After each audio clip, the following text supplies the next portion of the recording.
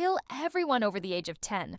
These were the words of U.S. General Jacob Hurd Smith in 1901 as he ordered his troops to turn the island of Samar into a howling wilderness, a command that, today, would be called a war crime. But in 1902, it was barely punished at all. Samar today is quiet. Its people live ordinary lives, fishing, farming, raising families. But just over a century ago, this island was at the center of one of the darkest episodes of the Philippine-American War, a conflict that claimed hundreds of thousands of Filipino lives, but is rarely remembered in the United States. This is the story of General Jacob H. Smith, the man who earned the name the Butcher of Samar, a man whose trial showed just how far the law would go to protect the image of empire, and how far it would not go to protect the lives of colonized people. It all began in the town of Balangiga on September 28, 1901. American soldiers of Company C, 9th Infantry Regiment, had been stationed there, tasked with suppressing Filipino resistance. But the locals had other plans. In a carefully organized operation, villagers disguised as laborers and mourners smuggled weapons into the town. At breakfast, they struck. Dozens of American soldiers were killed. Only 26 out of 74 survived. To Filipinos, this was a heroic act of resistance against foreign occupiers.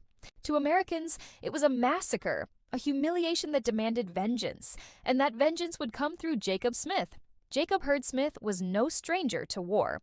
Born in Ohio in 1840, he had fought in the U.S. Civil War, served on the western frontier, and built a reputation as a tough, uncompromising officer.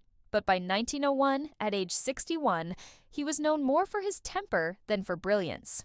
When he took command in Samar after Balangiga, Smith's mission was retaliation. His orders to Major Littleton Waller were blunt. "I want no prisoners." What followed was a campaign of devastation. Entire villages were torched. Civilians were forced into concentration zones to cut off food to guerrillas. Crops and livestock were destroyed. Starvation, disease, and executions swept across Samar. Contemporary estimates vary, but tens of thousands may have died. Civilians who had little or nothing to do with the Balangiga attack. Samar had been pacified, but at what cost? News of Smith's orders reached the United States. Senators launched an investigation. The American public was divided. Some defended Smith as a man doing his duty against insurgents. Others were horrified. Senator George Hoar denounced it as a crime against humanity. The pressure was too great. The army had to act. In April 1902, General Smith faced a court-martial, but not for murder, not for atrocities.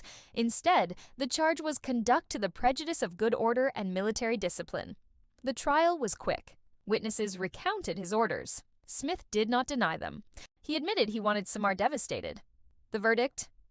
Guilty, but the punishment was mild. He was admonished by the court and forced into retirement. No prison, no dishonor, no justice for the dead of Samar. General Jacob H. Smith lived quietly in the United States after his retirement. He died in 1918 at the age of 78. But history did not forget. His infamous words, "kill everyone over 10, would forever mark him as a war criminal in the eyes of history, even if not in law.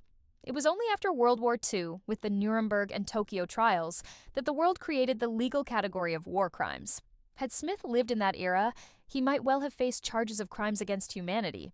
The story of General Jacob H. Smith is not just about one man's cruelty.